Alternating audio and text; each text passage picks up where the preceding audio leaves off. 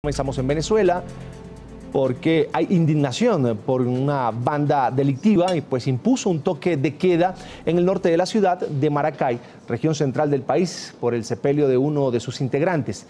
Establecimientos comerciales y escuelas cerraron por temor a represalias por parte de los delincuentes. Las autoridades mantienen silencio frente a este caso. Daniela Zambrano, periodista NTN 24, tiene el informe. Nuevamente la delincuencia impone el terror en Venezuela. Este 4 de febrero, comercios y centros educativos de la ciudad de Maracay, región central del país, se vieron obligados a bajar la Santa María por orden de una banda delictiva tras el asesinato de uno de sus miembros a manos de cuerpos de seguridad. En el panfleto distribuido por los delincuentes se advierte: por medio de la presente les hago un llamado con entera responsabilidad de las consecuencias que pueden ocurrir si hacen ejercer su función de a diario para el día 4 de febrero de 2016 a este comunicado. Los antisociales de la banda de alias El Chino Pedrera también retaron a las autoridades. Le hacemos un llamado al gobernador Tarek El Aizami y al secretario de Seguridad Ciudadana Juan Zulbarán que tome medidas en el caso, porque sea lo que sea que tengamos que hacer en protesta por estas acciones de cuerpos de seguridad, lo haremos. El sepelio de Emilio José Rojas paralizó el norte de la ciudad. La policía del estado de Aragua custodió todo el recorrido del cortejo fúnebre. ¿Y dónde está ese gobernador, pues? O sea, ¿tiene más poder el AMPA que el gobernador? Para los ciudadanos, este episodio es solo una muestra más de la cruda realidad. Venezuela está a merced del AMPA y son los delincuentes quienes realmente mandan. Al ratico son 15, 10 muertos, eso es increíble, pero cierto. ¿Mandan los delincuentes o las autoridades? Yo pienso que son los delincuentes. Los delincuentes. Los delincuentes. Mi amor, matan a la gente sin ni siquiera preguntarle nada. Y es que en el país los antisociales están mejor armados que los policías. Los policías uniformados usualmente pueden tener una pistola 9 milímetros y cada 11 funcionarios una escopeta calibre 12, mientras el AMPA usa todo tipo de armas. Para el criminólogo Javier Gorriño, lo sucedido en la ciudad de Maracay es un reflejo de la impunidad que se registra en las cárceles. En los centros penitenciarios, quien manda es el AMPA. Por eso te dije que el gobierno, pues digamos, le cedió ese mandato al AMPA. Y en la jurisdicción de nuestros barrios comienza a mandar el AMPA. Opositores a la administración de Nicolás Maduro cuestionan que pese a la gravedad de lo sucedido, el gobierno guarde silencio. Dan un toque de queda por el velorio de un malandro, o sea, de un entierro, lo que pasó en Margarita. Y aquí las autoridades eso lo ven tranquilo. Según el informe de gestión presentado por la fiscal general Luisa Ortega Díaz, en 2015 se registraron 17.738 homicidios, una cifra conservadora si se compara con los más de 27.000 que registró el Observatorio Venezolano de Violencia para el mismo periodo. Tras los hechos violentos de las últimas semanas, la oposición ha insistido en exigir la renuncia de la fiscal Luisa Ortega Díaz y la ministra de Asuntos Penitenciarios, Iris Varela. En Caracas, Daniela Zambrano para la tarde de NTN 24. Y mientras los maleantes parecen tener el control en ciertos lugares del país, en los centros de reclusión, la situación de los detenidos es cada vez peor. El hacinamiento y la insalubridad que tienen que soportar fueron evidenciados por Melba Paredes, diputada a la Asamblea Nacional por el Estado de Aragua y defensora de los derechos humanos. Precisamente quiero saludarla. Diputada, una buena tarde. Gracias por acompañarnos hoy aquí en la tarde de NTN 24. También nos acompaña el defensor de los derechos humanos y miembro del Foro Penal Venezolano, Daniel Merchán. También bienvenido a la tarde de NTN 24 a ambos. Gracias, muchas gracias, Carlos. Comienzo con la diputada Paredes. ¿Cómo es posible que vemos en este reporte que hace nuestra compañera Daniela Zambrano que ese toque de queda que impuso el AMPA en Aragua fue de alguna manera custodiado además por la policía regional? ¿Frente a qué estamos? Bueno, eso es lo que vemos nosotros con tanta preocupación cuando bandas delictivas están al margen del gobierno. Pues el gobierno vemos cómo con su mirada complaciente pues no ha hecho un coto, no le ha puesto un coto a la inseguridad tan grave que vivimos todos los venezolanos. No solamente en el estado de Aragua, eso también pasó en Margarita, eso ha pasado en diferentes estados de Venezuela, donde vemos cómo las bandas delictivas son las que mandan, hacen un llamado y hay que obedecer, porque si no lo hacen, entonces, bueno, nos vemos inmersos en una mortandad, porque es claro el mandato de ellos que te dicen, o vas a la Santa María, o hay un toque de queda en luto a un fallecido de los nuestros. Y vemos cómo el gobierno no hace nada ante esta situación tan grave, tan crítica, que amenaza a todos los venezolanos.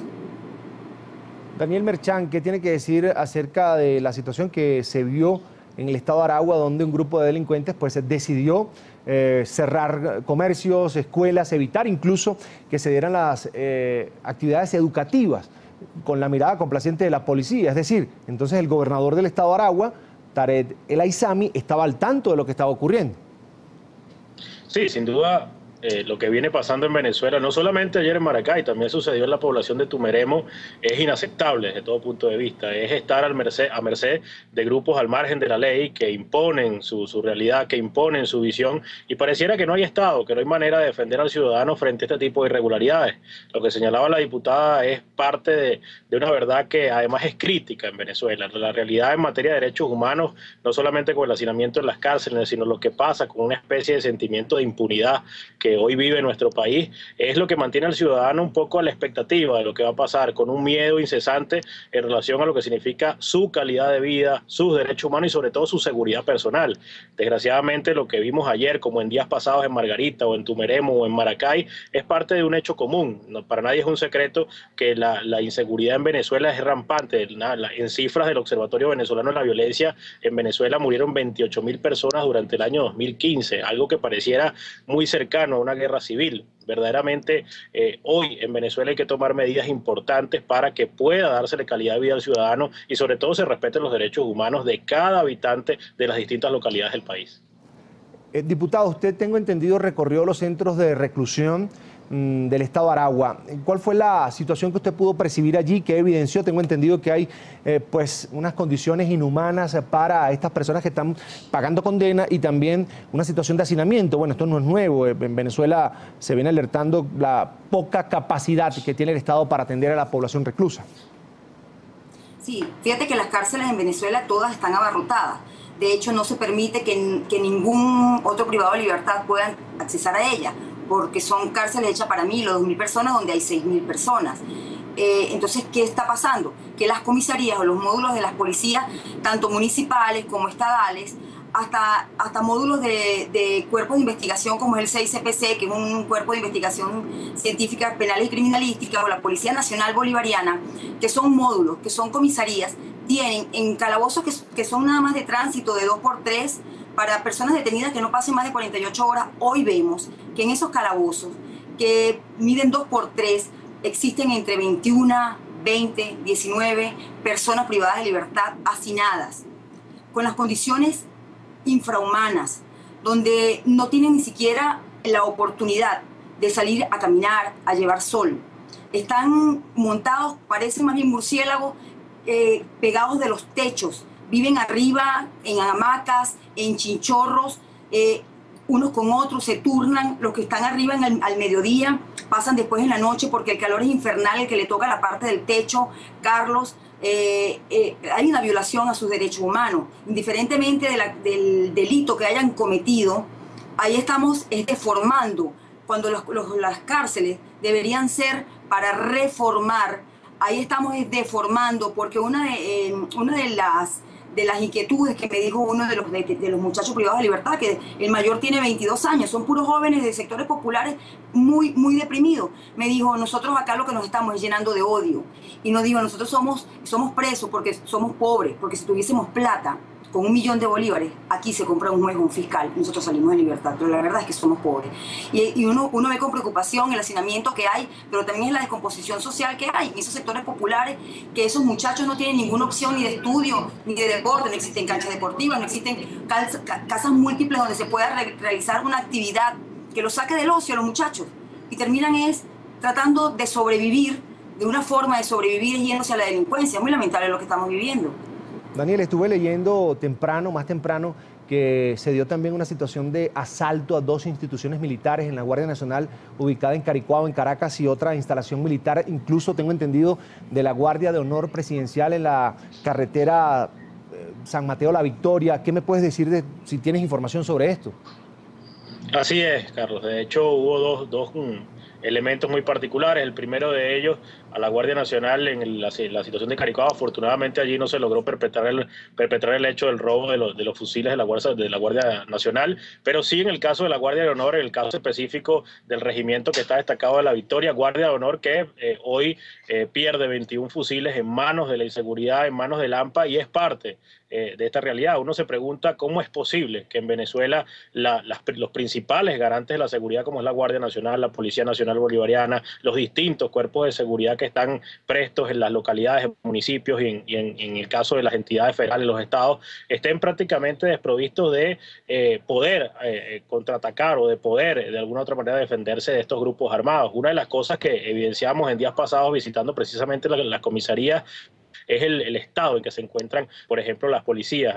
Tienen que cancelar ellos mismos sus instrumentos de seguridad. El caso de las patrullas prácticamente están inservibles. No hay manera de que frente a esa realidad se puedan enfrentar a grupos armados que están de una u otra manera mejor capacitados o mejor armados que los propios cuerpos de seguridad en las distintas entidades. Y eso obviamente contribuye a lo que ha venido pasando en Venezuela en los últimos años, y es prácticamente un sentimiento de impunidad, una policía que muy poco puede hacer frente al desbordante hecho de violencia que hoy vive Venezuela, y por supuesto frente a un sentimiento de inseguridad, y lo que decía la diputada es verdad, una enorme carga de odio que desgraciadamente se ha llenado más en los últimos 15, 17, 18 años en relación a lo que significa el colocar a la población o a un sector de la población en contra de otra sin encontrar posibilidades de reconciliación y de oportunidades para los venezolanos.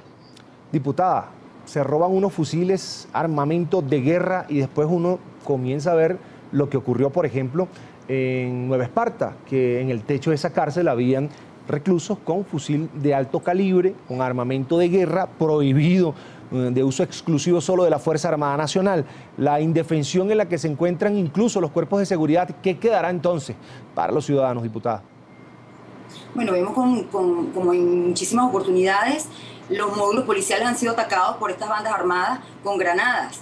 Ellos tienen armamento de guerra y esto no es un secreto para nadie. Esto todo el mundo lo sabe en Venezuela. De hecho, hay videos que ruedan desde las cárceles cuando ha habido alguna pérdida, alguna baja de estos líderes de estas bandas armadas, como desde las cárceles, lo vimos en Tocorón, lo vimos en la cárcel de Margarita, lo hemos visto en diferentes sitios donde se encuentran los privados de libertad, cómo hacen ráfagas de tiro con armamento largo, con un armamento que solamente se consigue en Cabín, porque es un armamento de guerra que está a manos del gobierno nacional. Eso nadie más tiene entrada allí. Entonces nosotros vemos con preocupación, no solamente es los desprotegidos que se encuentran nuestras policías y nuestros comandos municipales policiales, porque permanentemente ellos son asaltados y atracados para quitarles su armamento.